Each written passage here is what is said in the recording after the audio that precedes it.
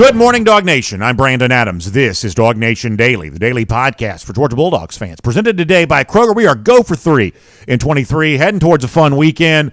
Looking forward to heading over to the Plains tomorrow for Georgia and Auburn. What a time that's going to be. Our final thoughts on that game today, what we expect to see from Georgia, what we're hopeful to see based on some chatter from at least one pretty important Georgia player. We are covering that for you on the program today. Auburn apparently pulling out all stops to try to make things challenging for Georgia here. We'll cover that too and just get you ready the best that we can, including a storyline from the game that I thought we'd actually be hearing more about this week that we haven't heard as much about yet as perhaps I imagine we would.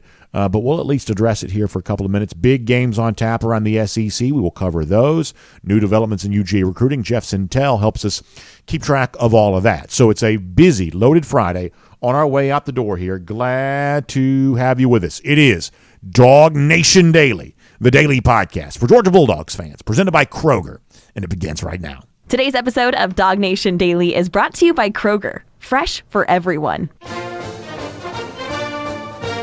Presented by DawgNation.com. This is DawgNation Daily, the daily podcast for Georgia Bulldogs fans.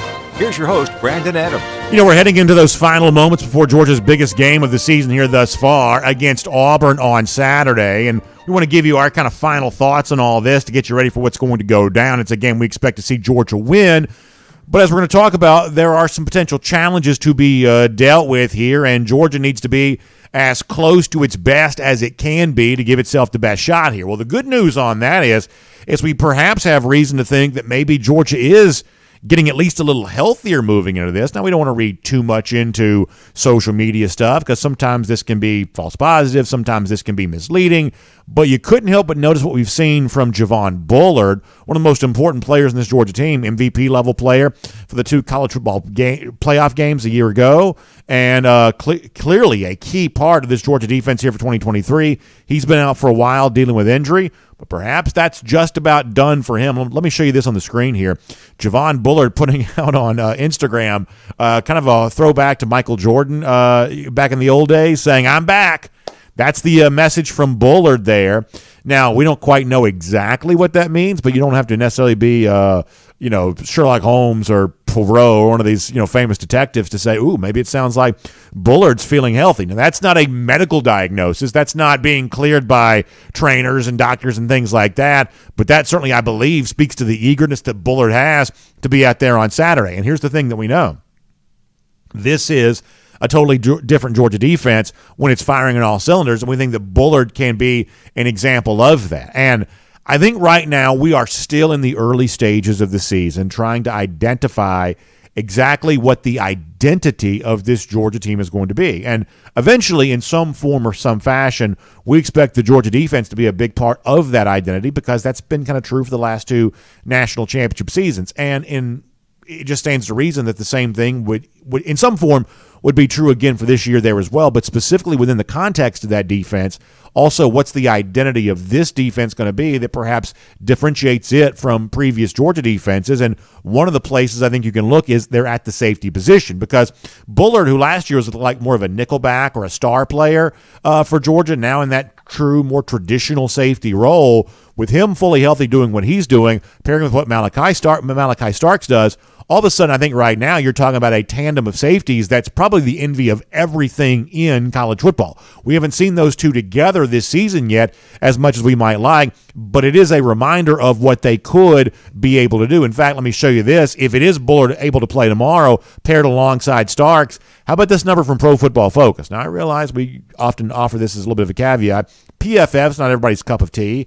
They don't show their work very much in terms of how they come up with some of the numbers they use, but let's assume they're at least directionally accurate, if not specifically accurate. And according to Pro Football Focus, their highest grade safety on the season thus far is Malachi Starks. They give him a grade of 90.9, and that probably does line up pretty well with our own eye test of what we've seen from Starks, which is when I watch Malachi, I'm seeing one of the top players, I believe, in the country, certainly one of the top overall kind of alpha dog type players in this Georgia defense. So the idea that he's leading the grades for Pro Football Focus from a safety standpoint, that kind of makes some sense. That sort of feels like something that sounds right. And when you think about Javon Bullard, as I said before, an MVP level player from college football playoff games a year ago, if Bullard is back and healthy, you pair him with Starks, all of a sudden this back end of the Georgia defense becomes a very formidable force to be reckoned with. I certainly hope that's true.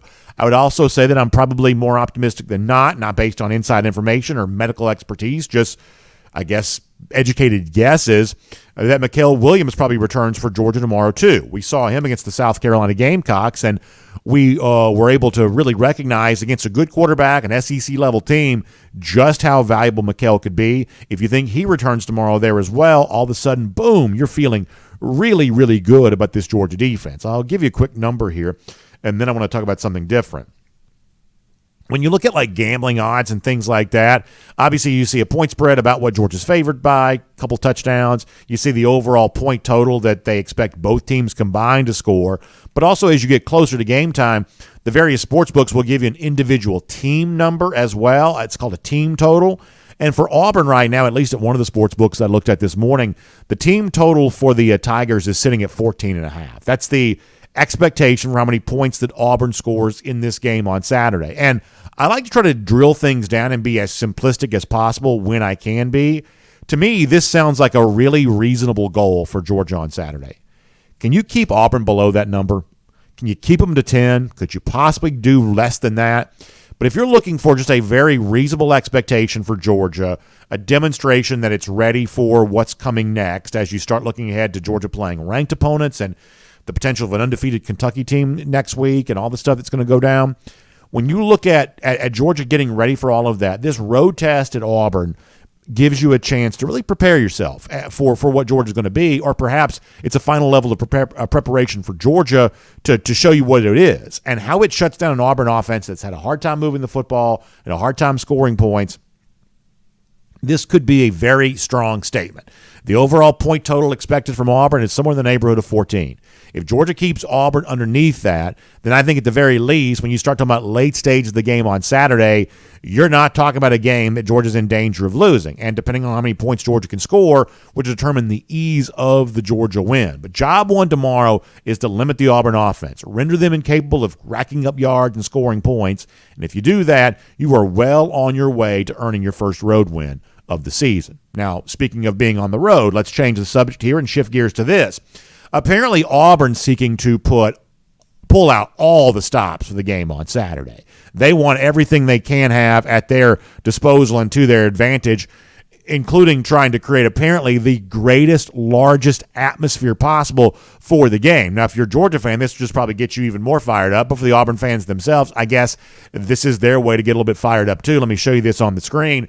Apparently, Auburn calling for the orange out. I don't know if they've done this before. I honestly can't remember. I know going back to like almost before I was born, at times back then, Auburn would occasionally wear the orange. It is the ugliest color imaginable. The idea that someone would willingly, voluntarily choose to wear this is beyond understanding for me, but plenty of Georgia's rivals do. And so Saturday, Auburn is calling for the all-orange everything. Apparently an orange out there in the stadium. So if you're going, the good news is your red and black is going to really stick out from the rest of the crowd because they're going to be wearing the most hideous color that God ever created. But apparently that's what they're trying to do to make the biggest atmosphere possible for the game. And listen, we'll make fun of Hugh Freeze. We'll make fun of Auburn fans. We'll make fun of Auburn's, ineptitude over the course of the last few years. We'll make fun of a lot of those things. But the one thing that we're not around here going to make all that much fun of is Auburn's ability to create a pretty big atmosphere for games like this. It's been tough on Georgia before. For the entire game in 2017, a part of a late comeback for Auburn in 2019 that did fall short. Early stages of 2021, Georgia got to a little bit of a deficit there against Auburn there in that spot. We have seen the Auburn crowd be a factor, not just against Georgia, but a lot of the teams that have come in there to Jordan-Hare Stadium. And a lot of the talk this week has centered around Georgia's readiness for that kind of thing. And this week, Kirby Smart talked about tough SEC atmospheres and battling loud crowds on the road. And Smart, who's very much about the tangible nuts and bolts part of football, also acknowledges that these kinds of environments do impact football games. This is what Kirby Smart said about that this week. I think they're more similar than unique. I would have a hard time, pinpointing differences other than they're all loud as hell in our conference, and they do a great job. I mean, we went to Missouri last year, and I thought it was as loud as anything at night. The environment was really loud, and it's not even an enclosed stadium, and this stadium is enclosed, and it's similar to ours. People have always said there's a similarity between the look of theirs and ours, but it's extremely loud. I mean, I don't know how to differentiate one school to another because they're just loud. All their fans are passionate. It's a very similar environment. So Kirby mentions the Missouri game from last year. I'll never forget that trip. Probably as long as I'm able to remember anything, as long as I'm living, I'll never forget that because of the way the mood changed during that game. The weekend itself had been a little bit of kind of like a fun road trip. We'd gone to a Cardinals game on that Friday night. I'd never been to Busch Stadium before. That was really fun. I'd never been to Columbia before, Como as they call it. I was really looking forward to being there for that. Great restaurant scene there. Really, I have to tell you, I know Georgia's about to stop playing Missouri on an every other year basis, but in terms of road games I've been lucky enough to be a part of, going to Columbia, Missouri, other than the almost result of the game, really fun experience because the scene there in downtown Columbia is really pretty nice. Getting a chance to be a part of kind of a big city and go to a Major League Baseball game the night before, that was really fun. But the whole thing was more like sort of a touristy sightseeing type deal, and the Missouri fans were kind of playing into that. They were so nice. They were welcoming us, and, oh, yeah, y'all go over here, great spot to get a burger, or all that kind of like Chamber of Commerce type stuff, because the Missouri fans, probably rightly so, did not really view themselves as having much of a chance to win the game. And then, boom, lo and behold, out of nowhere, Georgia gets off to the slow start. Missouri gets off to a much faster start. All of a sudden, they're winning the game, and all of a sudden, their fans started believing. And Kirby didn't say this in the thing that he was referencing there, but it seems like, to my eyes, it's almost like the stadium kept getting fuller and fuller and fuller. I don't know if it really did. It probably didn't. But it seemed like the crowd was not only getting louder as the game went on, but it almost looked like more people had come into the stadium because to begin with, barely full. A lot of Missouri fans were content to enjoy beautiful weather and I guess tailgate outside and things like that.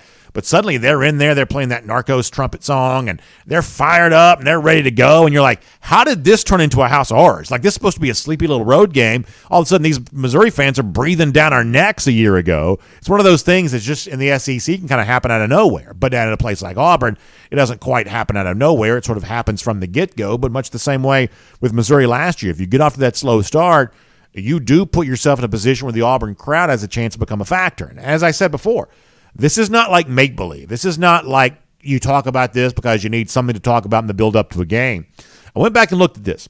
Last 30 games for Auburn, when they were a point spread underdog at home, meaning the sports books, Vegas, whatever, favored the opponent to win the game in Jordan-Hare Stadium. Last 30 games for Auburn, when they were a point spread underdog at home, they are 17-12-1 against the spread in that spot. So a decided advantage for Auburn in terms of keeping it closer than the experts think in that situation. But it's also important to note they've got 11 outright wins in that situation there too. These are games which Auburn wasn't favored, but playing at home as an underdog, finding a way to win the game. Now, do I expect that to happen on Saturday? Of course I don't. I've already said I believe that Georgia wins, and how many points Georgia scores probably determines how easy the win is, because we don't believe the Auburn offense is going to move the ball on Georgia at all. But if you allow the crowd to become too much of a factor, especially early, these things have a way of changing, and the mood around a game has a way of evolving. So for a Georgia team that has this season not always gotten off to the absolute fastest possible starts, tomorrow would be a very good day for that trend to change. Take the Auburn crowd out of the game as quickly as you can, and a bunch of disappointed folks will go home dressed in the ugliest color of orange you've ever seen. My name's Brandon Adams, and this is DawgNation Daily, daily podcast for Georgia Bulldogs fans, presented today by Kroger. We are happy to have you with us, whether it's live on video starting at 10 a.m. or even earlier than that, 9:45, 1st and 15, DawgNation.com, DawgNation app, on our for our 1st and 15 there, always a lot of fun. Radio, Athens, Sports Radio 960 The Ref, podcasts across all the podcast platforms. Just really happy to have you with us as a part of the program, whichever one of those platforms you choose to use to connect with us. And how about a really cool thing going down here with our friends at Kroger? I want to make sure you know about this. Of course, Kroger brings the show to you, but they also bring fun things to their various stores throughout the year, including Malachi Starks. We just talked about him a moment ago. Well, Malachi Starks is going to be at the Kroger Athens Marketplace. That's 700 U.S. Highway 29. in Athens, Georgia.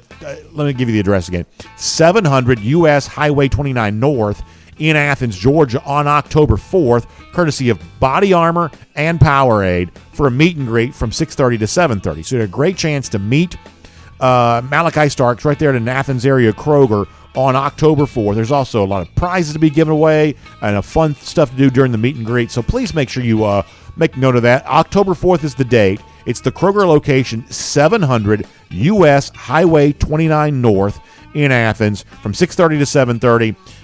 Malachi Stark's going to be on hand. What a great thing that's going to be. Of course, Body Armor and Powerade once again making all that possible.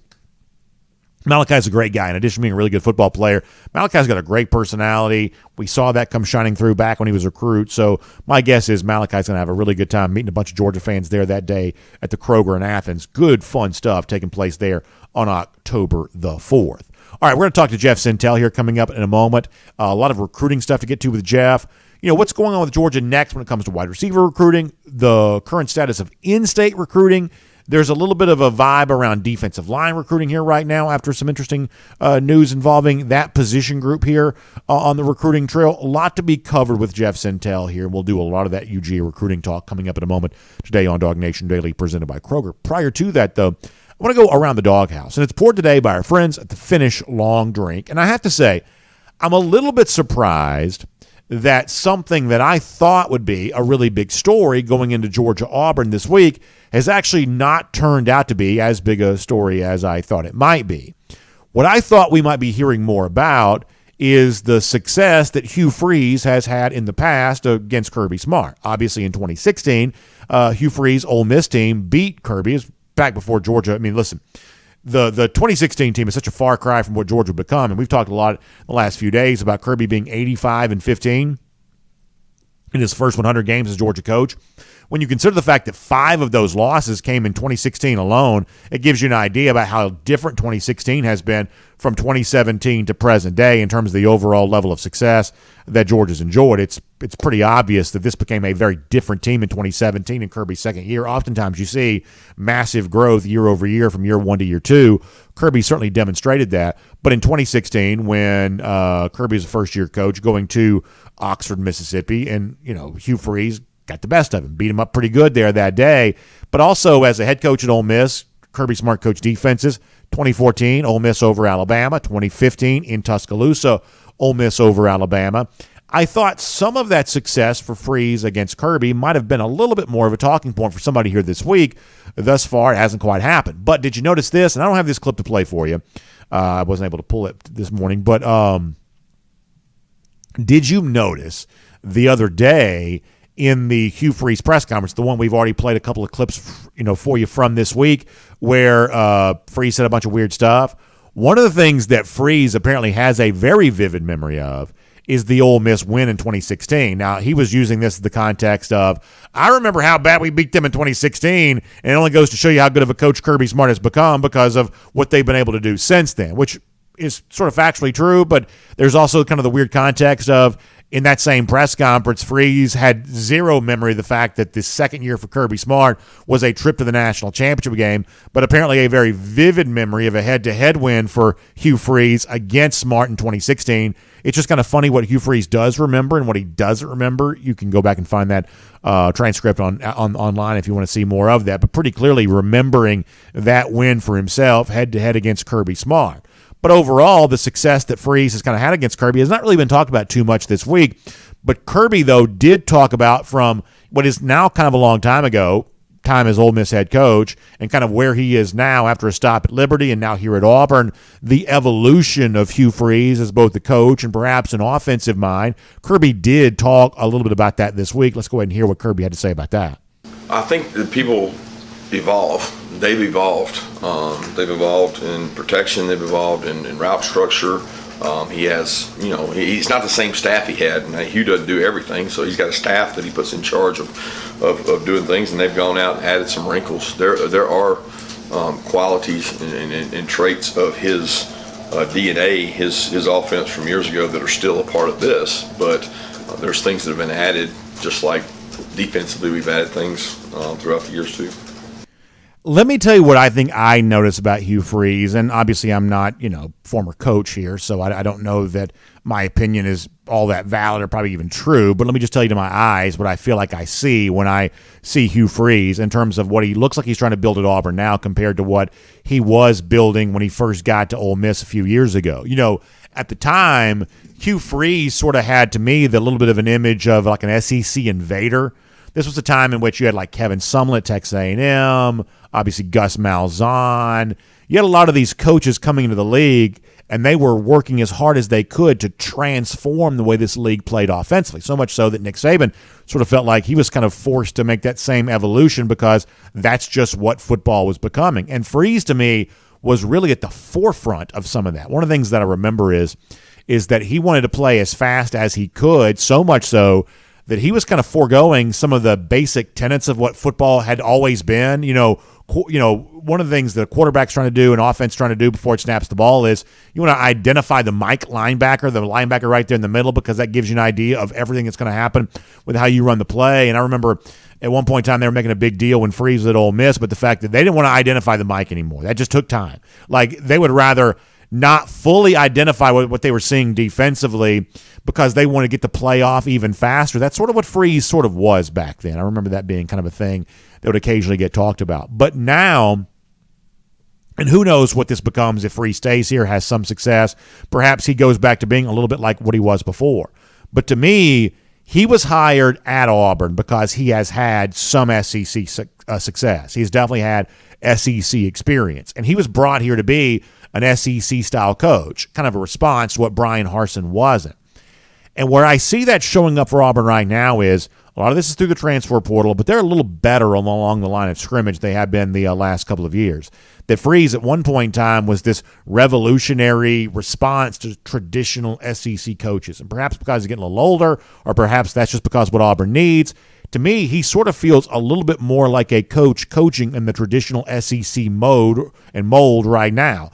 They're going to try to run the ball on Saturday. They're going to hope to play pretty good defense. That this is the SEC of old in the presence of a coach who at one point in time was trying to change everything about the SEC. So that to me is, if Hugh Freeze has evolved, that's what I sort of feel like I have seen from that. But this is also a guy that, and he was more than happy to insinuate that a little bit this week, he's had some success against Kirby Smart before. My guess is Kirby probably remembers that, and my guess is Kirby could be out for at least a little taste of that revenge on Saturday. Kirby's, for the most part, gotten retribution against anybody that's ever beaten him. Hugh Freeze would be one of the few examples that hasn't yet had the chance to be the case.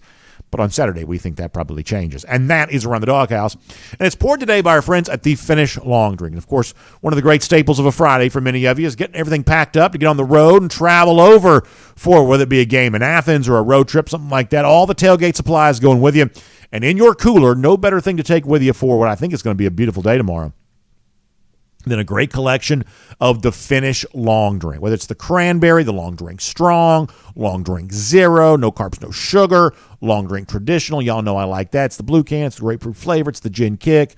And tomorrow, as you exit the Peach State to head over to the Plains, taking a taste of the Peach State with you with that peach-flavored version of the Finnish Long Drink, that's a good idea too. So go to thelongdrink.com. That's the website. You can put in your zip code. And if you haven't picked up and tried some Finnish Long Drink yet, you can find out where you can get some. Or if you're on your way to Auburn, you want to try to figure out where you can stop along the way, well, my guess is the longdrink.com would be a great way to do all of that there as well. Check out the Finnish Long Drink. Of course, one of the great investors in the Finnish Long Drink is Ricky Fowler, which reminds me to say good luck to the United States Ryder Cup team. Not off to a great start here on this Friday. They're in Rome, but hopefully that'll change here over the course of the weekend. All right. That's the story with Georgia Auburn right now. The other thing that's going to be taking place in the stadium on Saturday, which should be interesting, big collection of recruits expected to be on hand. A couple of Georgia targets, at least in one case, a former Georgia commit. We'll use that as the entryway into our conversation with Jeff Sentell. Let's find out everything that's going on with Georgia recruiting right now here as we welcome Jeff Sentell to DawgNation Daily, presented by Kroger. From Athens and across the SEC or wherever the recruiting trail may lead, here's a DawgNation.com insider. All right, let's say hello to Jeff Sentell here, DawgNation Daily, presented by Kroger. And there's a lot that's going on with Georgia recruiting right now, and we're going to talk about a lot of that, including some perhaps new storylines that are out there. But to start off with, Jeff, I do find it interesting. Obviously, we just sort of follow these rumors, just how big of a collection of recruits that Auburn's expected to have tomorrow. Your big late afternoon or night game in the SEC. Oftentimes that's the case. For Auburn, we would expect it to be no different. But, I think the rumors have been that Nycar was going to be there. That's a guy that just decommitted from Georgia. There's been chatter about KJ Bolden. Interesting to see a lot of these guys that are going to be on hand are guys that in some form or fashion either have had or perhaps still do have a tie to Georgia. What can you tell us about some of the guys that will be on hand tomorrow that kind of have Georgia ties but in the stadium for Jordan-Hare on Saturday? Yeah, Brandon. Good morning, everybody. It's funny. You got me thinking, oh, my gosh, was it that long ago? Because, you want to know, hey, the visitors list, I was looking over it earlier this week, and it was like, so KJ Bolden, everybody knows that name, the guy who wore his Georgia gloves yesterday for, last week for the Marietta game, which had a pretty good dude in the booth calling that game. Thank you.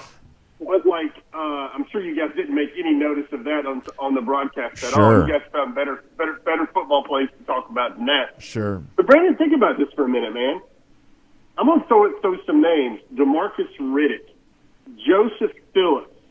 Those are guys that it seems like light years ago when those were hot and heavy on the recruiting trail for Georgia. Remember, that was the summer. How far ago does it seem when Georgia was really in it for the big-time linebacker? And then at one time, DeMarcus Riddick was committed to Georgia for forever from November of 2022 up until he made his decision in early July to flip to Auburn. You see all this, and you're like, man, that was so long ago.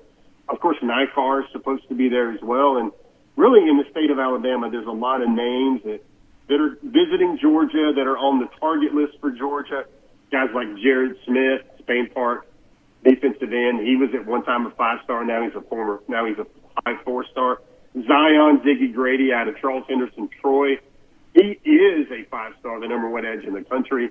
Running back Alvin A-Train Henderson, another really strong prospect from the state of Alabama. And then perhaps one of the bigger targets for Georgia in the entire 2025 class is cornerback Naeem Offord out of Parker High School in Birmingham, Alabama. So really it's pretty much a who's who. Now you're going to get, I think, the Buford contingent. Bryce Perry Wright's going to be there, and Nasir McCoy. A couple of 24 really strong prospects as Buford. I know you got to see them last week as well. Bryce Perry Wright probably doesn't have maybe needs another inch or two to have elite size, but he's already playing like an elite prospect right now for Buford. And it's going to be kind of a who's who of Georgia targets. And then I guess recruits of recruiting cycle months past goes to the 2024 recruiting class, I guess, with names like, I guess you can say Carr now, but clearly names like Mr. Phillips. And then also you've got DeMarcus Riddick, who long time used to be a Georgia commit under Schumann. Of course, Georgia certainly reloaded and replenished the linebacker class quite nicely in the departure of Mr. Riddick. So I think the thing that this kind of leads me to is that what's been going on around Georgia the last few years is actually a little bit of a departure from the norm. Growing up, Georgia constantly fighting recruiting battles against the likes of Auburn. That hasn't happened much in recent years. Even like the end of the Gus Malzahn era, Auburn was basically recruiting, barely outside of its own neighborhood in terms of the players it was bringing in. Their geographic circle got very small in terms of what they were recruiting. Brian Harsin didn't recruit at all. Florida State's one of these programs where for the entirety of my, lifetime, right, Southwest Georgia, that area, that's a lot closer to Tallahassee. Major factor in state for recruits. That's what Florida State has been. And the last few years, Florida State's been down. Auburn's been non-existent. That hasn't quite so much been the factor, but I get the impression that moving forward, some of these teams that Georgia has been battling with for decades, they are going to be battling with again, I think. And, what the last few years have looked like, that's not what normal has been. That's been actually the departure from normal. And perhaps in terms of the way in which these battles get fought around the South, that we're actually experiencing a little bit of a return to normalcy. A lot of that's propelled by NIL. Auburn seems ready to spend now. We're not when Harsin was coach. Florida State ready to spend now just because they're so desperate to have success, something they haven't had in quite some time. But whatever the reason for it is, it seems like we are seeing lists of finalists and recruiting battles that just feel a little bit more normal for the South after a few years of a couple of these teams seemingly taking some years off. Yeah, but the way I look at it is, I can't think, if you had to get me to trace the last time there was a true Georgia-Auburn battle. And I don't know if Riddick or Phillips really make sense there, because I think those were recruitments, I think, that were decided by external factors, kind of like NIL, or there was an NIL presence there. And I think that's the way Auburn, I mean, I guess Owen Popo is the last one I would sit there and go that was a recruit that, Georgia wanted at one time. Georgia, of course, wanted him to play a different position. And then Auburn won that one. But that was like, you want to talk about the Mesozoic era or something like that. That's what it was. That was when Kirby was really starting to take flight. And I think Auburn, in a nutshell, what they have to do, Brandon, is Auburn is chasing what Georgia has. So, and they're also chasing what Alabama has. So they're going to have to pay for that. They're going to have to come up with some way, some sort of equalizer. Look at what Florida State's doing. I think Auburn's road to being a formidable on recruiting trail, they've got to go through NIL, and then they've got to win ball games, and then they've got to get up to that level. I can't help but very clearly note that Georgia's recruiting battles these days, when maybe years ago used to have Auburn and Tennessee and Florida State in there. Now they always have Ohio State or USC or Alabama in there, maybe even Clemson still. Those are the battles that Georgia fights now. They fight them on a national stage, maybe throw in Texas now as well. But Auburn's not at that level, and I don't care what color combination of orange they wear on Saturday. And I'd love to hear your most snarkiest comment about all orange, by the way, Brendan. Are they going to have orange pants? I'm sure they won't change the helmet to orange. Are they going to have an orange jersey? If so, that's going to be looking atrocious, I might say. But I think with Auburn and what they have, I don't know if they're there yet.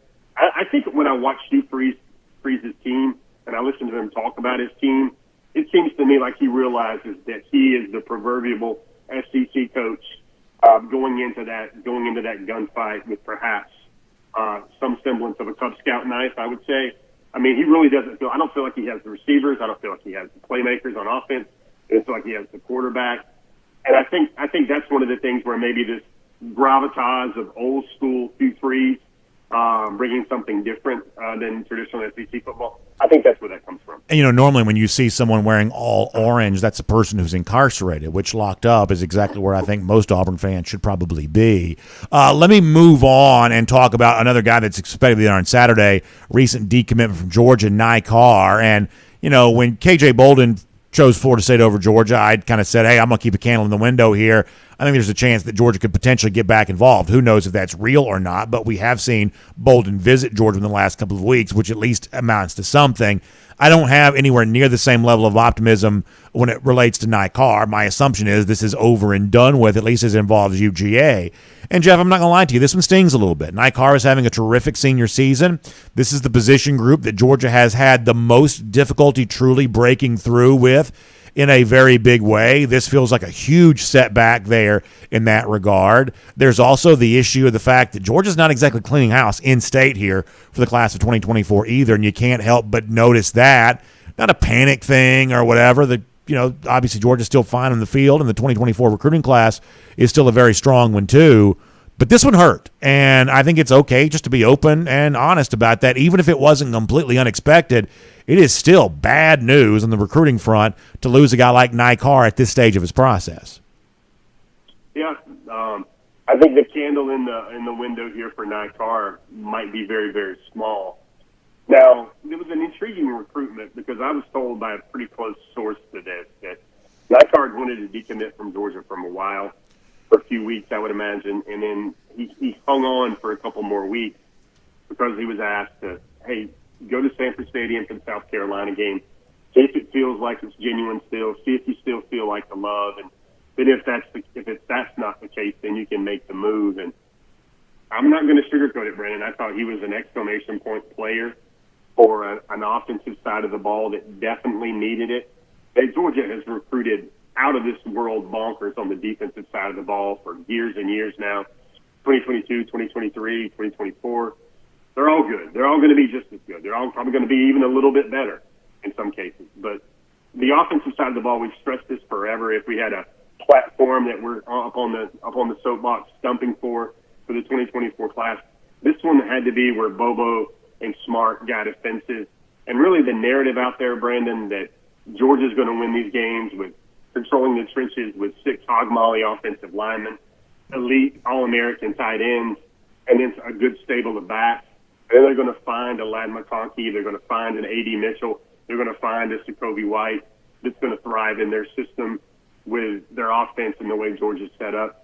This kind of only extends that narrative a little bit, or it amplifies that narrative a little bit, because Brendan, I was watching Nye Carr this year, and I thought he was one of the biggest explosive type guys in the class.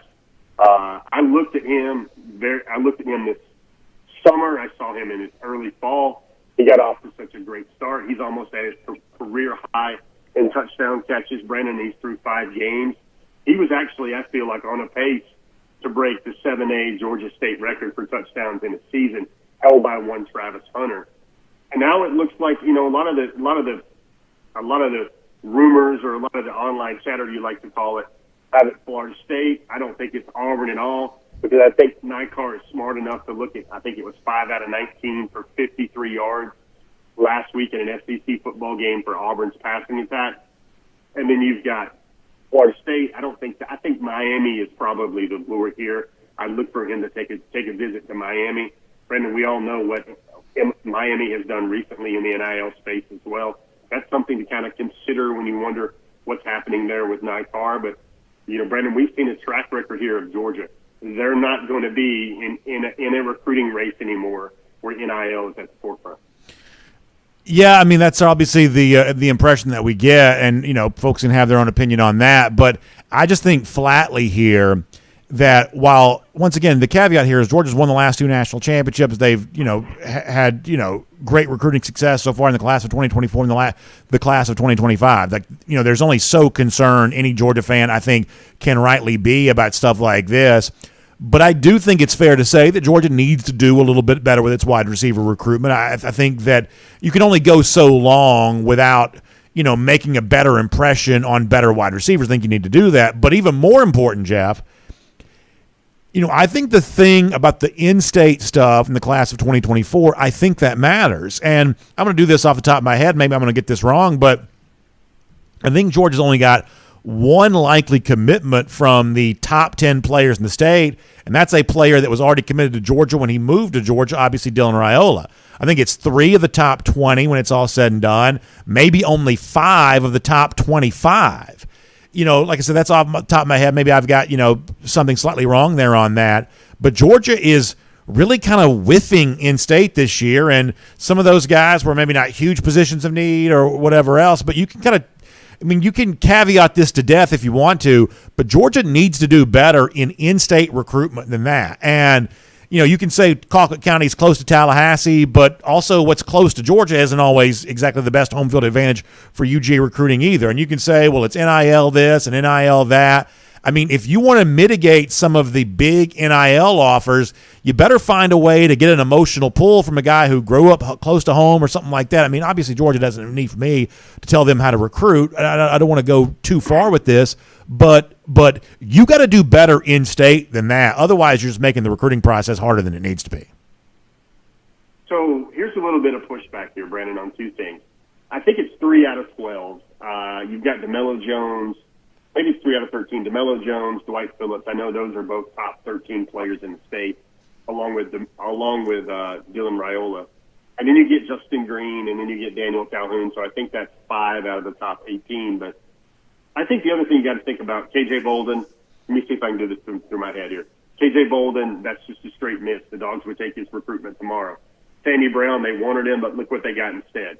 If you had a spot in the class for a linebacker, and you said, the great Sammy Brown, who's probably one of the 5 best athletes in the country pound for pound, versus Justin Williams at linebacker, I think it would be hard. You might chew on your nails a little bit, but you feel good about going with Justin Williams there.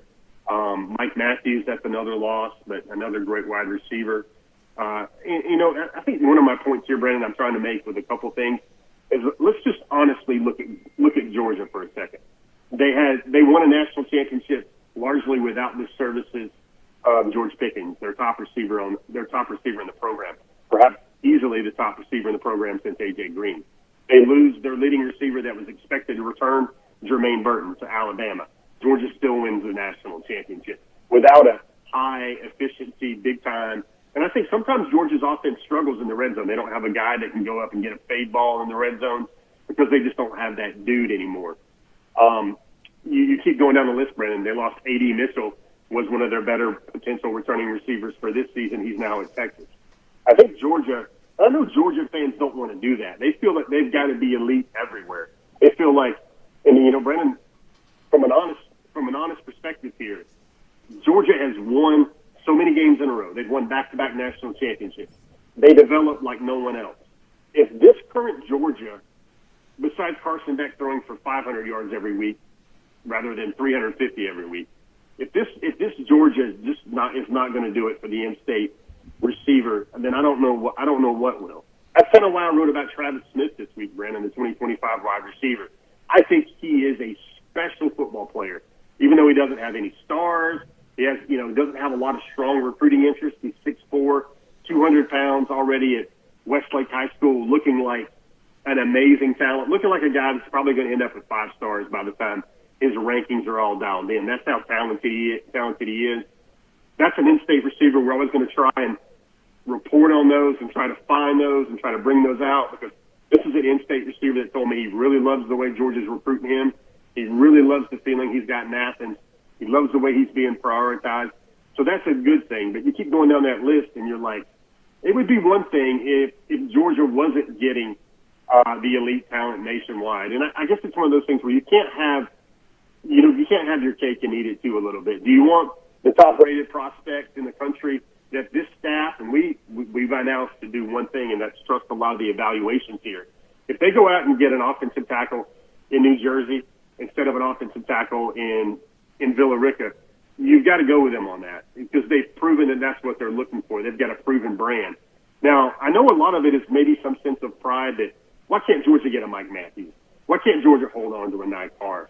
But at the wide receiver position, Brandon, I hate to say it, but it's becoming like the running back where a lot of these young men are looking for this new era of name, image, and likeness to really enhance their college decision. It was something that even Nick Saban brought up this week when he was asked at a press conference about it.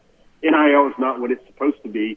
It is a clear inducement to a decision, and that's really not what anybody wanted in college football. So I'll just say this really quickly because I want to ask you about one more thing before we leave. I mean, the two that sting for me, obviously I like Nye Carr, but the two that sting for me are Mike Matthews and KJ Bolden. Now, there are people online who'll tell you, well, who's to say that Georgia couldn't get back involved late? Mike Matthews, obviously I'd love that to be true. KJ Bolden, I've said before, I haven't certainly waved the white flag on. Who's to say that doesn't change before it's all said and done? But my entire feeling about Georgia in-state would be totally different with a Bolden and or a Matthews. I just think, I've had a chance to spend a little time around Mike Matthews. I think he's a very impressive young man, in addition to obviously being a great player. He's certainly a team-first type guy. He plays defense, plays special teams, does all willing blocker.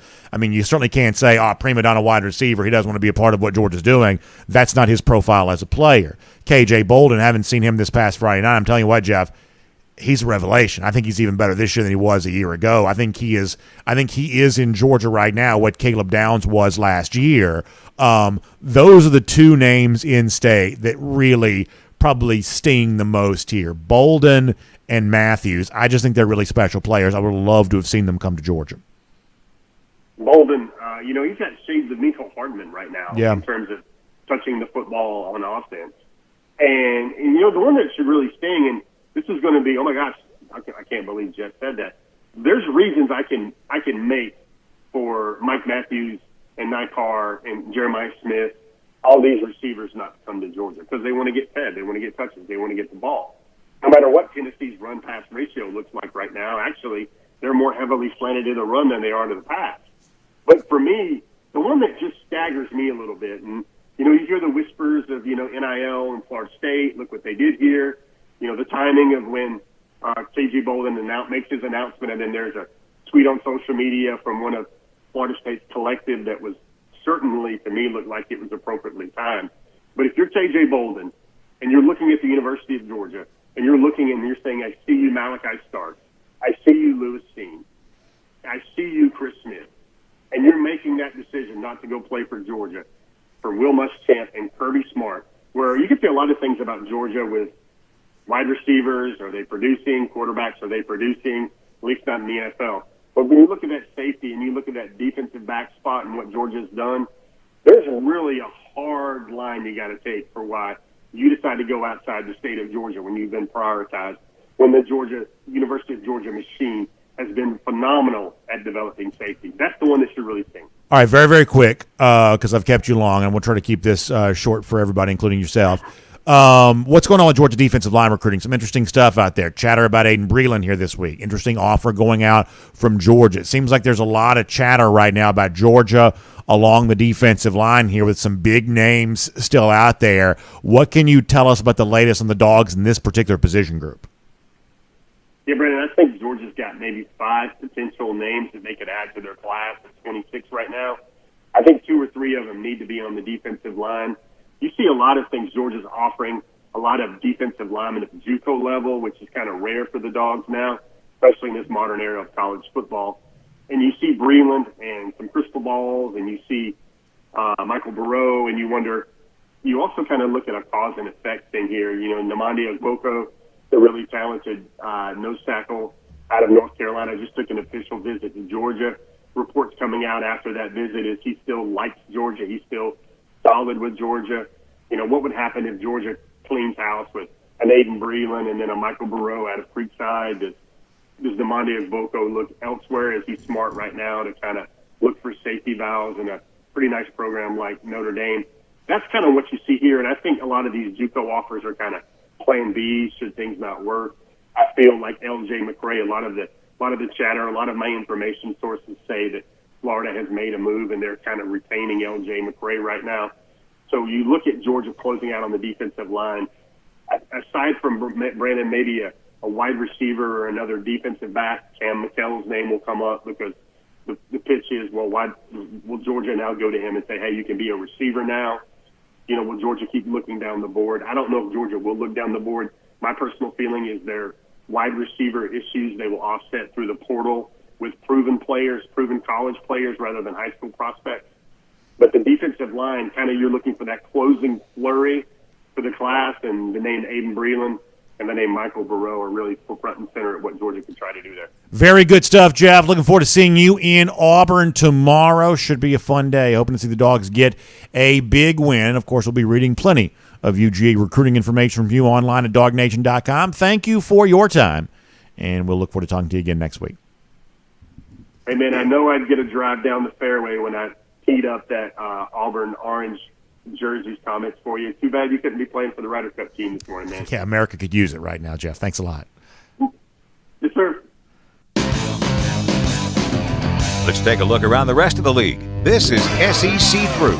Yeah, don't even get me started on the Ryder Cup right now. Now, as folks are hearing this is like a Friday morning. We have seen United States fairly well pasted in Marco Simone in Italy here right now. And this is one of my favorite sporting events. I love it. We don't talk golf on here because y'all want to hear about college football, but I do love it. The Ryder Cup's a blast. America's long history of struggling in Europe. And so far this year, the same thing is true again, but we got a long weekend to change all of that. So USA, USA, USA. Let's see if we can get the Americans to turn that around. It's also kind of weird, too. It's like some of the Georgia-themed golf accounts I follow online, they're like tweeting this positive stuff about Sepp Straka right now. And I'm like, wait a second. Am I happy for him because he went to Georgia, or am I mad because he plays for Europe? It's there's kind of a weird vibe around some of that here right now.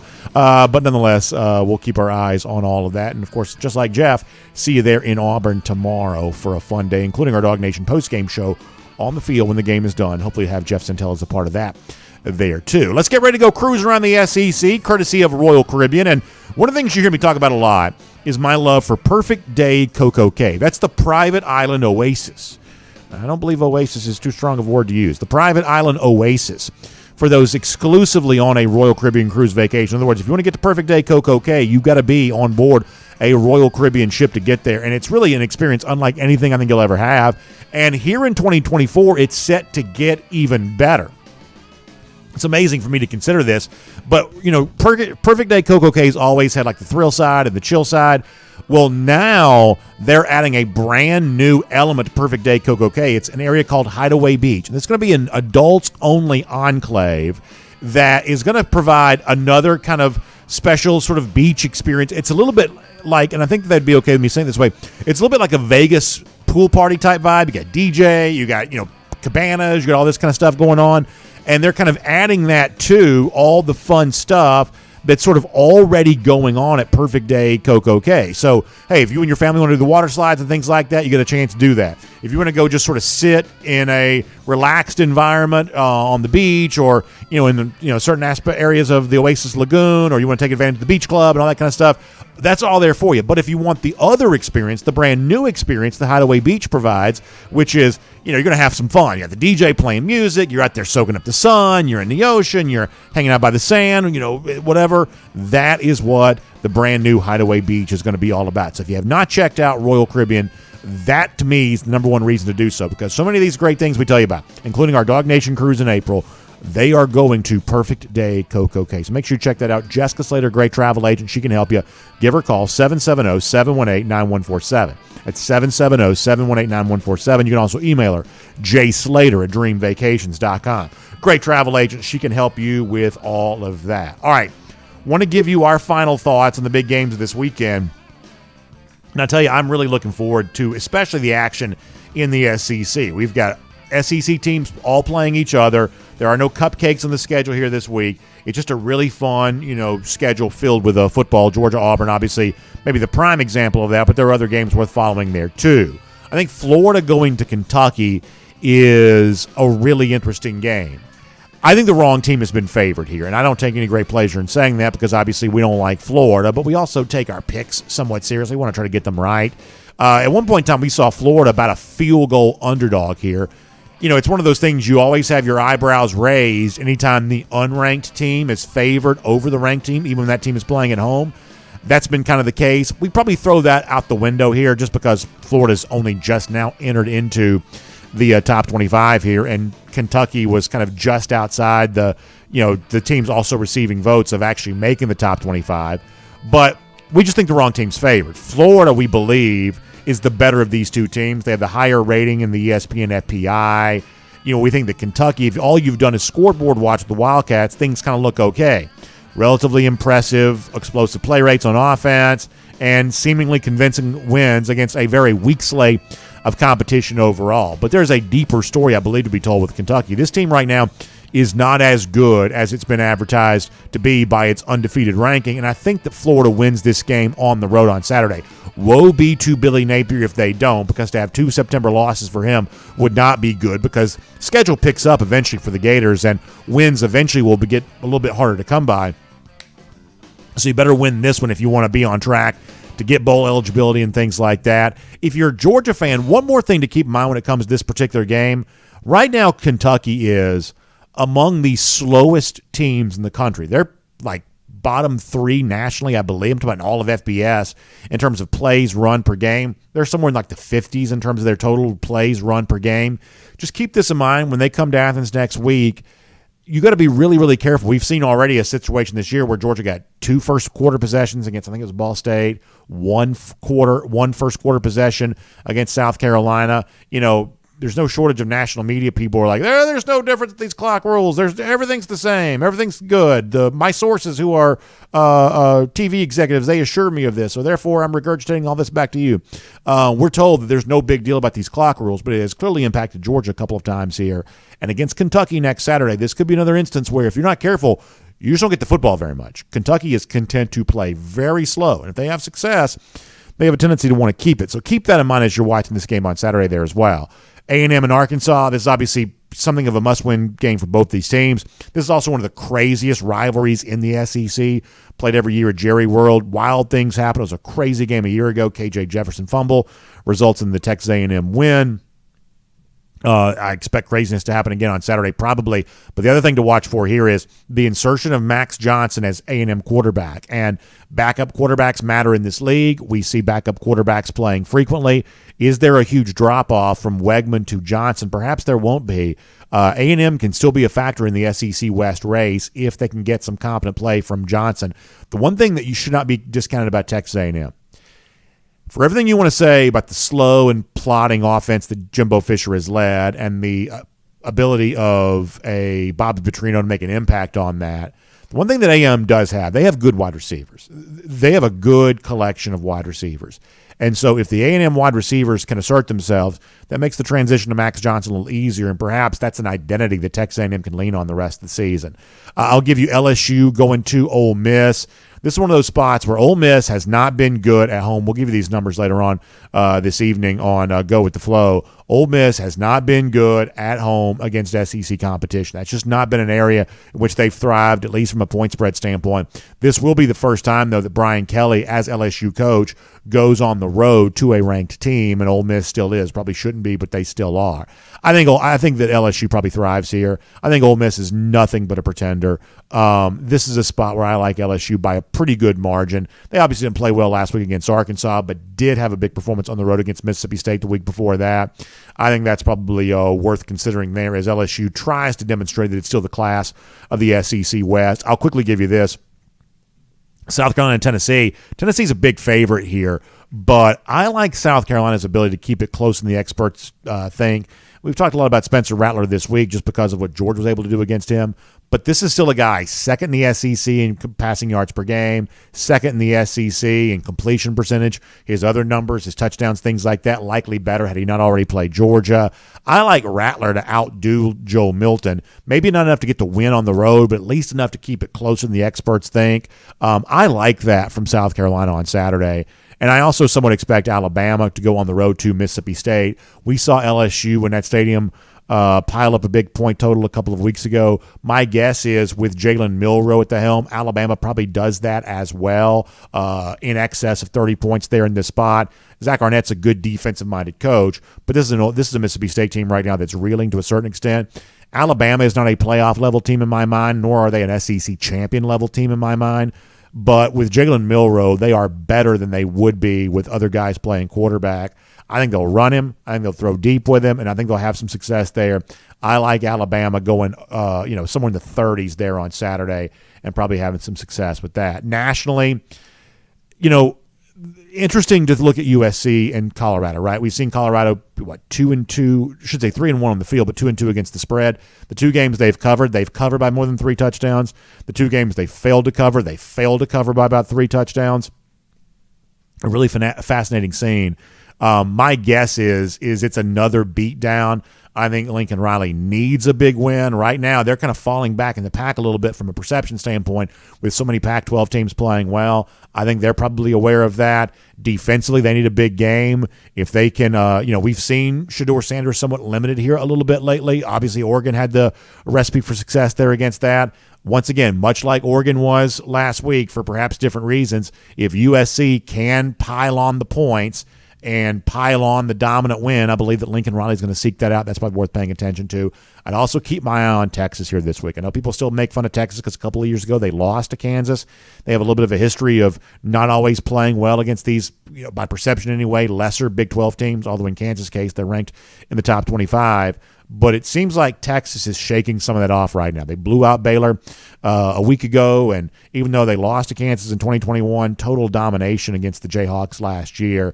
This is a Texas team to me that looks like a playoff team, and I think they go out and show that in a situation like this against Kansas on Saturday, and that's probably worth paying attention to. I don't have a strong feeling about Duke hosting Notre Dame. That's the game day game, but probably a pretty fun matchup as Notre Dame tries to shake off its loss to Ohio State from last week. We will make that, though, cruising around the SEC, courtesy of Royal Caribbean. Let me also give a couple shout-outs here as well to some fun things coming up in the next couple of weeks that as you're out and about doing fun things in the fall, you're going to be aware of. Our friends in Cartersville and Bartow County, boy, they got some great stuff going on. We've told you about this. I want to give you another reminder. How about the West Fest there at the Booth Museum, taking place October 26th through the 28th. You can enjoy all kinds of Western-themed activities there, including a reenactment of the gunfight at the OK Corral. That's a lot of fun. Also, some Native American dancing, some delicious food trucks. And then you've got the Evolution of Bigfoot exhibition coming to the Savoy Automobile Museum on October 3rd. You can see the history of Bigfoot, the other monster trucks that have kind of been famous there on that, and just really have a good time there at the Savoy Auto Museum there for that. And then also the downtown Cartersville Pub Crawl, October 27th through the 28th, just $45. Website to go to find out more about this, only in CartersvilleBartow.com. That's only in CartersvilleBartow.com for more on that. Also, one more thing, speaking of Western-themed type stuff, about the Georgia Rodeo back with a brand new event and a wonderful concert event taking place with country music sensation Hardy going down here. Going to be a great time to find out more about that. All kinds of great musical guests and really fun stuff going on. So check out thegeorgiarodeo.com for more on that. That's thegeorgiarodeo.com. The date on that is October the 6th for the Georgia Rodeo with a great concert from Hardy, other musical guests there on that. Find out more online, thegeorgiarodeo.com. All right, let's give you a couple of golden shoes on our way into a Friday here. Fun night tonight on Peachtree TV as Houston County hosts Lee County. That's going to be a great matchup. Can't wait to see you for 2 of 6A's Bass tonight on Peachtree TV. But prior to that, how about a couple of golden shoes? And our buddy George Foster, the great former Georgia offensive lineman, also a very fun personality on social media. A lot of folks reacting to a video that he put out there of the kids being taught how to say that Auburn football sucks. Very funny stuff from George. I should go find him on Twitter and see the full video there on that. I don't have time to play the full thing for you, but it's really funny.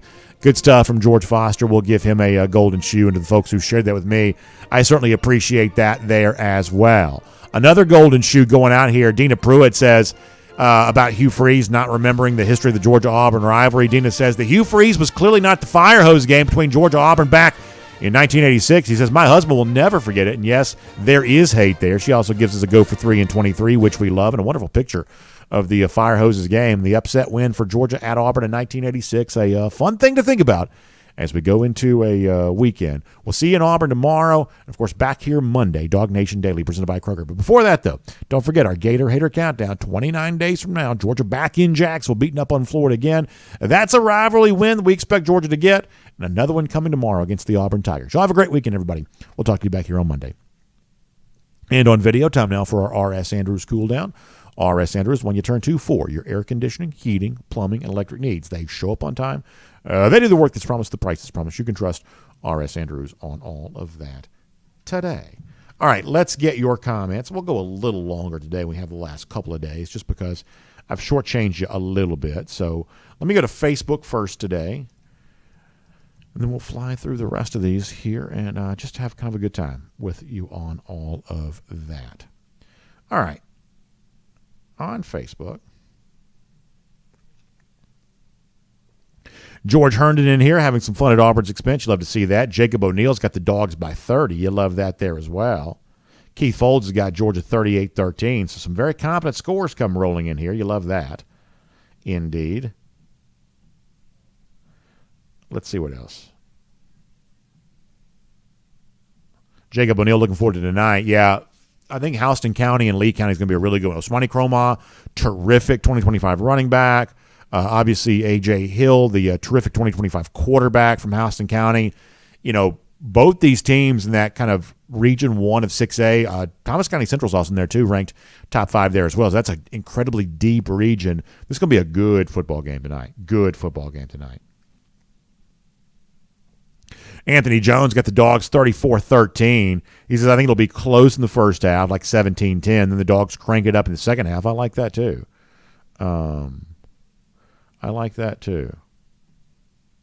Let's see what else. Gerald Herman, obviously, also discussing A.D. Mitchell being at Texas. Tim Tatum on the subject of pressure getting to Shedeur Sanders. The issue here is not so much I don't think that he can't handle the pressure. The issue is he can't get blocked. He has no offensive line help. I mean, the one thing that Colorado just does not have is they do not have Power 5 level, probably offensive or defensive lines, and certainly not on the offensive line. So, you know, you can say, well, you know, Sanders not handling the pressure very well, but the pressure is just so relentless because the opposing defenses know that Colorado can't be blocked, or I should say that Colorado can't block. And you know, that's probably the only proof that you need that a lot of the discussion around Colorado has been, you know, clearly overhyped. Deion's wonderful personality. He's, you know, he should be credited for generating the interest in his team's games that he's generated. But ultimately, you know, Colorado just does not have the line of scrimmage play of the kind of team that's likely to win even 7 or 8 games here. I mean, you know, this is a team that's probably already won more this year than many people expected them to. They only won 1 game. The Buffs did a year ago. But in terms of the kind of chatter, like, you know, I mean, you know, play-by-play broadcasters openly rooting for them. Fox Sports essentially dedicating its entire apparatus to covering, Colorado as if it was their Notre Dame. All of this. This is just not a team that has the kind of line of scrimmage play for something like that to be possible, or warranted, I should say. All right, let's see what else is going on here. Let me go over to YouTube, see how folks are doing over there.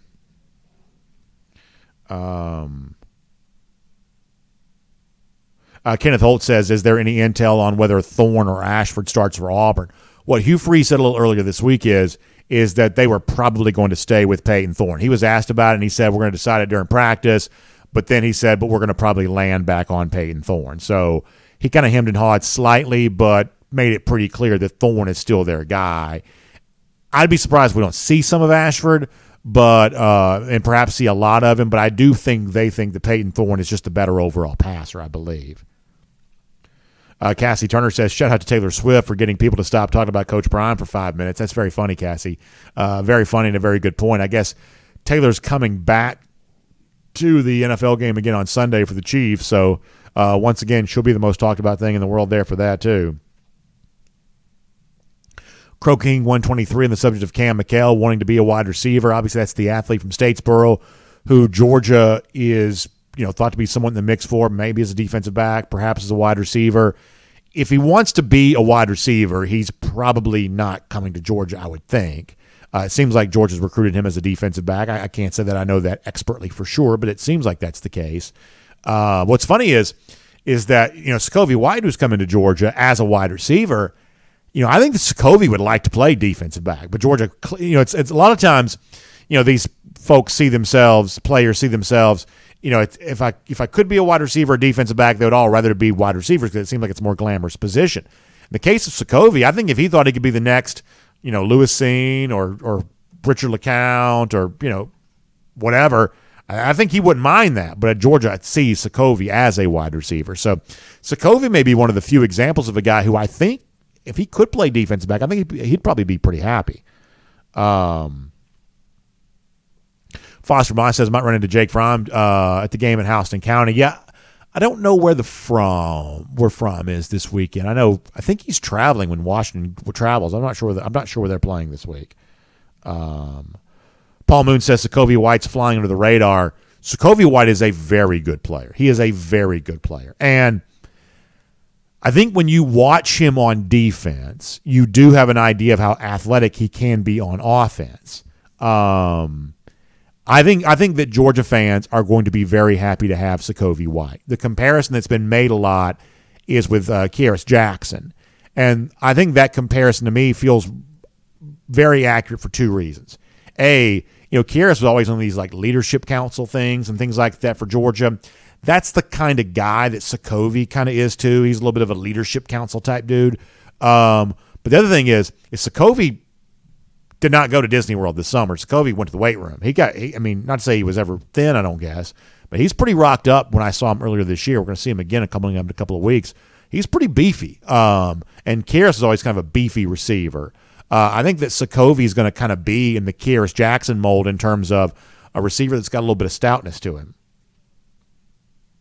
Let's see what else. Jesse Dellinger says, who loses playing time with Ladd coming back into the mix? Yeah, I don't know. Here's what I'll tell you. When Georgia plays its best games, the guys it's going to throw it to are definitely Ladd, definitely both transfers, definitely Marcus Rosemy-Jacksaint, definitely Brock Bowers. Like, those are the guys they are definitely going to throw to. And, if you're one of the guys kind of on the outside of that, you were trying to work your way into that, right? So that means it's an Arian Smith. That means it's Jackson Meeks. There's a category of receiver that wants to put themselves into that group. But I believe that Georgia's going to lean on experience when it really needs to, because they're going to rotate some receiver, right? They're going to lean on experience. It's the Ladd, it's the Rosemy-Jacksaint, it's the two transfers, and it's obviously Brock Bowers. Am I leaving anybody out? Not to say that it can't be Arian Smith, but, and Kirby seemed to suggest the drop that Arian had was unexpected and uncustomary for him based on how he's been practicing. So I'm not down on Arian necessarily, but the experienced receivers for Georgia are going to be pretty hard to unseat. Brady C says, who's your breakout guy for Saturday? How about the best game so far for Dylan Bell? Is that fun to think about? How about showing you a little bit of the repertoire for Dylan Bell? I think that could be fun. What else? How about Marvin Jones Jr. coming back from injury? Give me Jones Jr. and give me Dylan Bell. Let's see what else. Who said this? Jay Scheib says he's blocked for 1st and 15. You're not blocked by me. I wouldn't even know how to do that. Now, did you do something to get yourself in trouble? Did Vimeo block you? Because I wouldn't even know how to block you. So, Jay, I think you stay in trouble with these big tech overlords about 90% of the time. I don't know if you did something to get blocked, but I didn't block you. Let me just put it that way.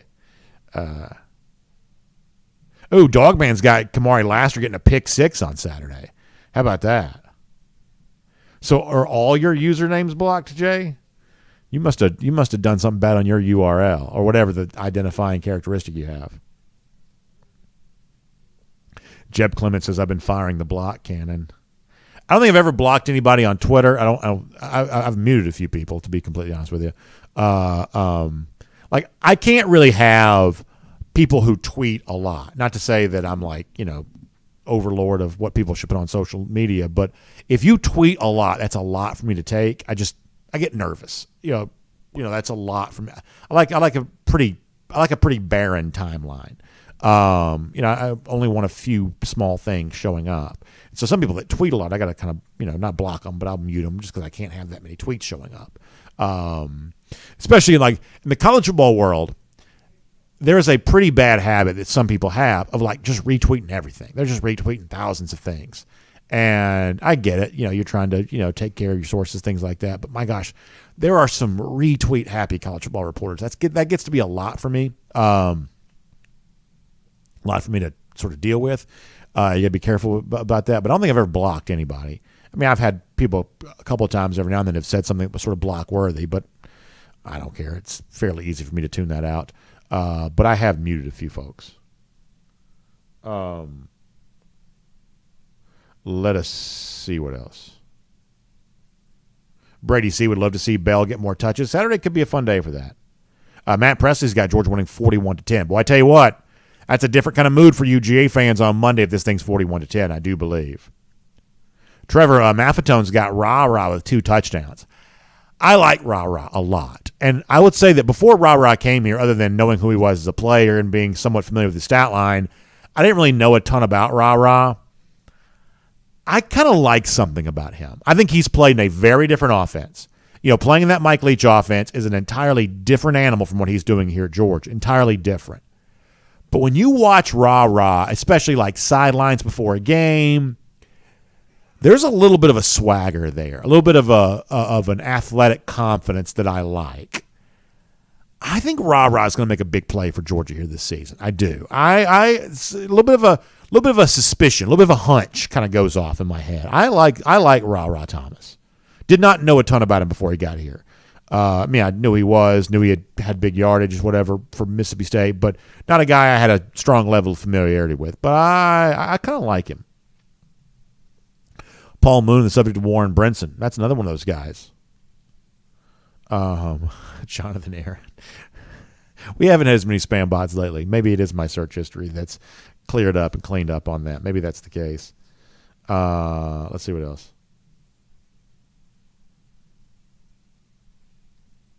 Kenneth Old says a lot of establishment sports talk is just, by the way, I love that phrase, establishment sports talk. I like that. It's an endless feedback of stupidity. One stupid person tweets something and everybody else just sort of repeats the same stupid narrative. There's probably an element to that, which is probably true. Chicken Bone News says, I'll be glad when Ladd is back. No pun intended. I will there as well. Alan Hampton calling for a big game from both the Killer Bees, Brock Bowers and Dylan Bell. I like that. Alex Wood on the subject of Warren Brinson. I like Warren. I mean, I'm still relatively high on this Georgia defensive line. There is no Jalen Carter there because most teams do not have a Jalen Carter. But in terms of being able to get the job done, being stout against the run, creating opportunities for other guys, I like Georgia's ability to be able to do that. Let's see what else. Let me try to scroll through here and see if we can get another handful of comments. Taylor Russell says that Sokovie White is a really good football name. I do agree with that. That's a good football name. It's fun to say, Sokovie White. Fun to say. Crow King 123 says, I hope we cover the spread this weekend. Yeah, I mean, look, you don't have to gamble to care about spreads because spreads are,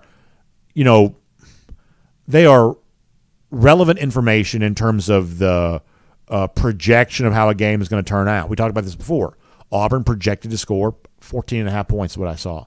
So you've had a successful day if you keep Auburn below that number. To me, when you can make the football conversation somewhat simple and somewhat easy to understand, I just think it benefits all of us.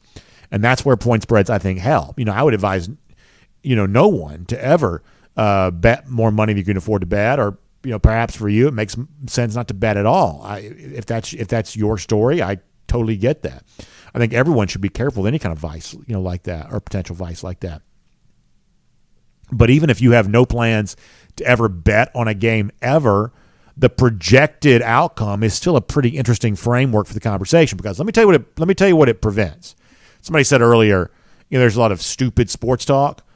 Point spreads to me prevent stupid sports talk, because if you're out there shouting about this and shouting about that, then the point spread creates a record of whether you got it right or wrong. And hopefully that keeps blowhard screaming into a microphone just a tad bit more humble, because the honest truth is that even professionals are struggling to get far above the 50% mark over the course of the long haul.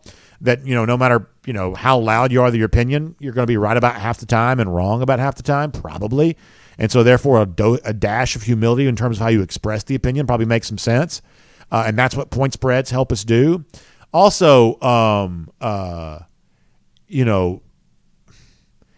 if I come on here and say, I believe Georgia's going to win this football game on Saturday, and if I act confident about that, well, that's a little bit of kind of a inauthentic, less than genuine take, because Georgia's expected to win the game, right? So it's like, you know what? If Georgia comes out there and plays the way they're supposed to, they're going to win this football game on Saturday. And then if that happens, it'd be wrong for me to say, see, I told you I got it right. Well, Georgia was expected to win. It's simply a matter of, does Georgia play better than expectations, or does Georgia play, worse than expectations? That's where the point spread, I think, can become a pretty interesting way to frame all that up.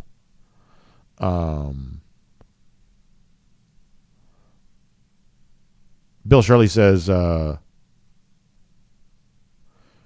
he's having a hard time hearing me, but I don't think anybody else is. I think everybody else is fine. Everybody else is fine, it looks like. Alan Hampton says way too many people talking sports have no business doing it. I think one of the things that I try to remember is that I try to make the show that we do here, not to say that I get everything right, because I'm sure you could make a very long list of things that I get wrong. But the one thing I do try to get right is that I try to make myself on the same plane as all of you. I have to try to communicate clearly because I want you to be able to understand what I'm trying to say. And obviously I sit here in the studio and I've got the microphone and things like that. But, when we have a conversation, hopefully we're having a conversation among equals, right? I am not talking down to you and telling you about how life is and this is what you need to understand and I'm so much smarter than you and this, and this. Is that if you look at the sports media landscape, it's a pretty challenging business right now. And there are a lot of places where, it's excessively challenging in terms of, job prospects, things like that. And I would say, broadly speaking, that when you look at areas in which the sports media world has sort of gotten it wrong, and it's cost some people their jobs and it's cost some organizations their business, when you see that, it's that unnecessary divide that exists between the person who's lucky enough to have the microphone or have the access to the webpage the person who's producing the content and the person that's consuming the content. At any point in time, the person that's producing the content has the idea that I am better, I exist in a separate category as the people who consume the content, then not only are you likely to go out of business, you probably should go out of business. That unnecessary barrier of, I live in an ivory tower, everybody else below me is beneath me. Like, that's the kind of attitude that leads to ruin and probably should lead to ruin, right? That kind of, unnecessary elitism I just find distasteful, and I always have. All right, let's see what else is going on. Mark Woodmansee says seeing Rah-Rah go deep and score would be great. I would agree with that. Mark Woodmansee also saying we also need Lovett and Smith and Bowers to go off. Yeah, it kind of goes back to what we were saying before. Lovett, I think, is going to be a part of Georgia's bigger plans because they're, I believe, going to lean on the veteran receivers. And obviously, some people would say they haven't been quite thrilled yet with what Georgia's doing from a wide receiver standpoint. But the one thing that Georgia had going for it to begin this season that was different than most years, the level of returning production in the SEC that Georgia was bringing to its 2023 team. Either guys that had played here in 2022 or guys that you went out and got from the transfer portal like Rah-Rah and Lovett. This level of previous productive experience in the SEC from the Georgia wide receiver corps was a little bit different for Georgia this year. And I do believe that's the kind of thing that's going to matter to Georgia offensively when it really has to score. And second half South Carolina, we saw Georgia in a position where it did have to score. A lot of Rah-Rah, a lot of Lovett, a lot of Brock Bowers. That's what we saw Georgia doing. When it has to score, it's productive, dominant veteran wide receivers that I believe it's going to lean on there. Y'all hold on one second. All right, it's almost time to go, and I forgot to charge my laptop. Let's see if this thing still works. All right, let me see if I can get back in here. And if not, we may have to sign off. I'm just going to use my phone for a second because my laptop had been screaming at me to plug it in, and then it went dead. So let me pull a couple of things up here on the phone, and then we're going to get out of here after that because it's almost time to go anyway. All right, at DawgNation.com for a couple of more comments. Sorry about letting my laptop die, y'all. All right, a couple of comments over here at DawgNation.com. Once I go through 9 hoops to jump in here. There we go. Now back in here. Joe Garliardi says, I think that Freeze is a washed-up clown the way that Jimbo is. That's my hot take. He'll be fired after going 0-4 against the Dogs. That is a strong take from Joe Garliardi. I probably think Freeze is a little bit better of an on-field coach than that. Of a lot of the – how about this, Joe? I'll give you a hot take in response. Of all the teams that you consider Georgia's rivals, the SEC rivals, Tennessee, Florida, Auburn, the in-state rival, Georgia Tech. Would we agree in some form or fashion those are Georgia's 4 biggest yearly rivals? Florida, Auburn, Tennessee, Georgia Tech. I will take Hugh Freeze to be the longest tenured head coach of any of those current 4. That I believe that he'll outlast Heupel at Tennessee, he'll outlast Napier at Florida, he'll outlast Brent Key at Georgia Tech. I'll give you my hot take in response to this is, and this is an Auburn program that's pretty tumultuous, but I'll take Hugh Freeze to outlast the other 4. I will. That's my hot take. Joe Dog Simpson says, how do you think that Bobo and Carson will do on Saturday? So, to me, an A-plus rating for Georgia offensively on Saturday is something in the 30s. If Georgia can get into the 30s on Saturday, that's a big improvement from where it was offensively against South Carolina. And in a tough road environment in Beck's first start, I think that'd be incredible. I also think that Georgia probably finishes just south of that. I'm expecting this to be more like the 27-28 type range. I've got Georgia winning like, say, 27 or 28-10. And keep in mind, field goals have been an issue. So if I'm saying 27, then we're probably talking about a kick mattering for Georgia at some point. So somewhere 27-10, 28-10, that's about what I've got Georgia. If you've got, I would say 30-plus points offensively on Saturday is an A grade for Georgia. So if it's 27-28, That's a B or a B plus. That's about what I'm expecting for UGA. Given the limitations in the running game, given some of the other stuff, I think 27 or 28 may be about the most reasonable expectation. How does that sound to you? Roger Hall says he hates Auburn, but he thinks they should have made Cadillac the permanent coach. He was inspiring. Cadillac was a lot of fun last year. I mean, I don't like Auburn either, but I did think that Cadillac did a good job for him, and he was certainly a lot of fun. All right, back on YouTube here real quick. Crow King 123 says it depends on if he can stay clean off the field. Obviously, that's true. Paul Moon says, I think it's going to take Clemson a while to move off of Dabo. Yeah, I don't really quite know what the future holds for Dabo. I don't know. I mean, it could be this offseason. You see him willing to kind of make some changes and some compromise with his program he hasn't been willing to make up until now. Perhaps being more active in the transfer portal. The other thing, too, is eventually, they just don't offer as many recruits as other programs do. They're not as aggressive in recruiting as other programs are, and I would say they choose not to be for a pretty good reason. They want to be able to keep promises they make to recruits. But if you're not creating the kind of talent level that allows you to win, then you probably need to cast a little wider net with your recruiting process and your overall talent acquisition process. Kenneth Holt says Mike Elko to Michigan State. I don't hate that at all. I think Elko, A, is a good coach. Michigan State's probably got money to spend. Elko's obviously not staying at Duke forever, but watch the way they're performing. Mike Elko is doing well. And if you're an A&M fan, this is another reason why you got to be really troubled, is you had that guy as your defensive coordinator for a good number of years, and you still couldn't really break through in a big way, even with the level of defense that he was providing you. Elko, I believe, is a rising star in the coaching ranks right now. I think that's true. Nature Gator says to keep the promises I make. Let's go long. I feel like we are going long, right? What time is it?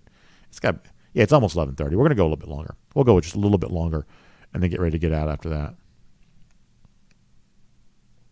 Chicken Bone News says Brock is a beast. I agree with that. Spencer Clark says, got to feel that Glenn Schumann's eventually leaving. Do you like Will Muschamp as the defensive coordinator? I think I do. And at that point in time, it could be appropriate for some additional responsibility for like a Trey Scott. Remember, there are plenty of fairly substantial rumors a year ago that Scott was in line for defensive coordinator position. So, if you lose Schumann, which I think at some point in time you could, now Schumann could be waiting for a big job, and so perhaps that keeps him here a little bit longer. But if you lose Schumann, it becomes an opportunity for the Fran Browns or the Trey Scotts, these coaches who are ready for additional responsibilities. And maybe it's Scott more so than anybody else just because he's been here longer. It could be a chance for Scott to kind of take on, I don't want to say co-DC role, but, somehow let it be known that he is in a much more powerful position within the defense than he was before, because if you don't give him that responsibility, someone else is going to probably pay him very well to make him their defensive coordinator. Isn't Will Muschamp already the defensive coordinator? Yeah, so what they're saying is if Schumann leaves, do you like the idea of Muschamp kind of having the job to himself? I think is what they're asking. I think that while obviously they have the co-defense coordinator title, and I think they operate that way, we know that Schumann's also got a lot of responsibility there in that. But I think the nature of the question was related to if it's Schumann gone, Muschamp by himself as defensive coordinator, is that the kind of thing that Georgia fans would like? And if I had to guess, it's probably his title, because I don't think Muschamp's looking to leave anytime soon. I just think that he's been there, done that. He's got young sons. I think that he's in a different phase of his life right now, if I had to guess. Perhaps he wants to be a head coach again at some point in time, but I don't think that's any time soon for him. So, as we said, one of these other Georgia assistants, maybe most likely Trey Scott, because it seems like he's the next in line there to perhaps get a little bit more responsibility if that be the case. Let me go over here and get some Facebook comments just for a moment, and then we'll get ready to get out of here in just a second. Yeah, I just flat out let my laptop die on me here today because I was not paying attention to it. All right, let's see if I can find the show here. Hold on. We'll see if we can get this. We're going to get ready to go here in a moment. We have certainly done plenty of this today. All right, a couple more comments. Here we go. Back on Facebook just for a moment. April Van Giesen says we won't lose Schumann until Saban retires. I believe he'll be the next Bama head coach. I certainly think he should get strong consideration from Alabama. I do think that's the case. I guess the question would be, do you need one stop in between that? I mean, Schumann has never told me this, but it stands to reason that his dream job might be the head coach at his alma mater, one of the best jobs in college football there is.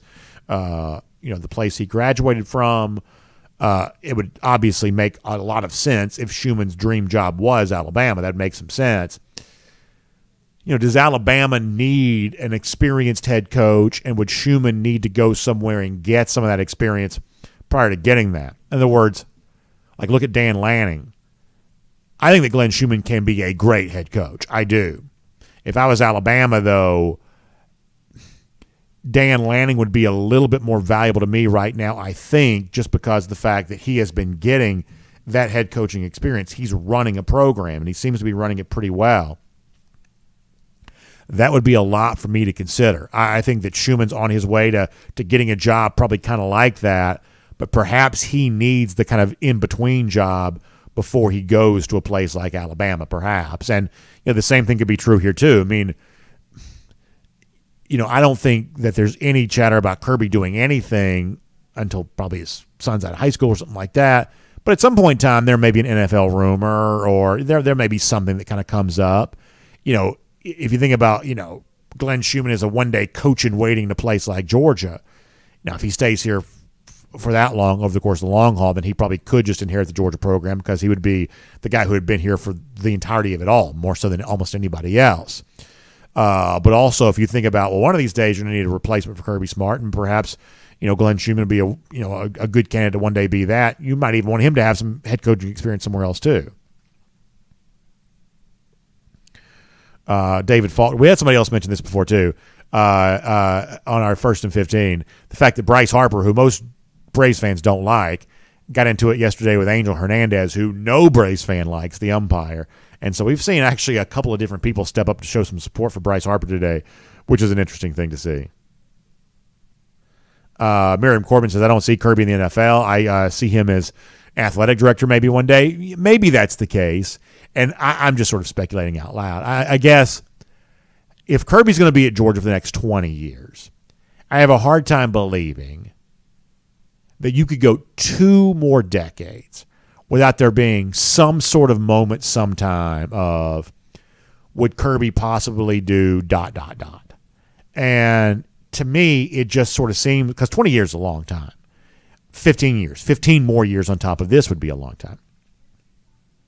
It just seems like, for me, obviously, a potential NFL stop there is far more likely than any other. I mean, he's never leaving for another college job, I would certainly like to believe, unless something very, very strange happened. But, the NFL is a little bit of a siren song, right? Because, there's a lot of X's and O's in the NFL, and Kirby loves drawing up those defenses. And if he thought he could drop a defense to stop these, really smart offenses, I would imagine the competitive fire in him would at least consider that. I'm certainly not saying that I believe that he would. I just think it stands to reason. If Smart's here for another 20 years, another 15 years, at some point in time, there's probably some sort of, will Kirby Smart consider taking the fill in the blank? Maybe he runs for governor, something like that, which I don't think he has any political aspirations. But, sports has a way of surprising us somehow. And perhaps that could be a surprise there at some point in time. Kevin Cook says the grass is not always greener on the other side, and I believe that Glenn Schumann knows that. I think that's true too. But these coaches are upwardly mobile, right? And I think that the chance to be a head coach probably drives Glenn Schumann.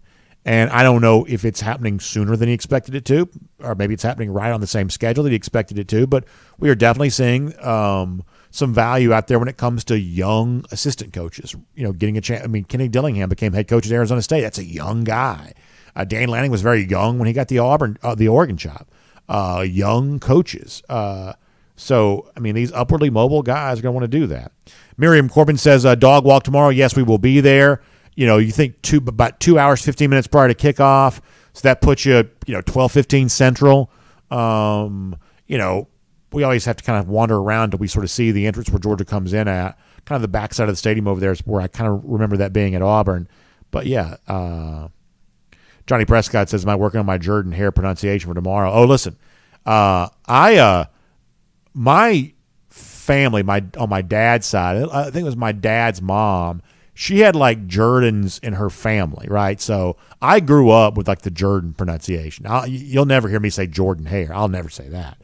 Now, I'm not necessarily dying to respect Auburn's traditions necessarily, but in terms of like the Jordan Hare thing, I actually grew up with Jordans in my extended family who are pronounced Jordan. Absolutely.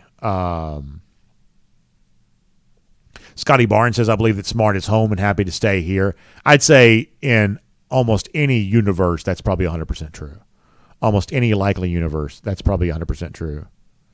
Jay Shipe said he wore a few Jordans as a kid. See, Jay's a rich guy. I never had any Jordans. Never had any of those growing up. Paul Moon talking about some of those Will Muschamp memes. No doubt he's an intense figure on the sidelines. No doubt. James Richards celebrating the Braves. Home field advantage secured throughout the rest of the playoffs. That's a lot of fun. All right, final comments. Thor Rules calling 38-10 for a Georgia win. Special teams touchdown and a couple of turnovers. Boy, you love the thought of that. That's a good way to close it out for the week. Y'all, we will see you tomorrow in Auburn before the game. We'll do a little dog walk for you after the game, our post-game show right there on the field. In fact, one of the best things you can do for me, join the show. Give me a good call tomorrow because I thought last week we had some of our better overall calls. So give me a good, strong take on the Georgia game tomorrow as part of our DawgNation post-game show. I will really, really appreciate that. We're looking forward to being there at Jordan Hare Stadium with all of you. And, of course, back here Monday for DawgNation Daily presented by Kroger. We'll see you tonight as well for R.S. Andrews Cool Down on the DawgNation video channels. And speaking of R.S. Andrews, cooler weather kind of getting here. It'll even be here for real before you know it. So get your heating system tuned up and ready to go for the winter that's on its way online at rsandrews.com. I'll also see you tonight, Peachtree TV, Houston County hosting Lee County. Major league matchup in the 6A classification. We'll look forward to doing that.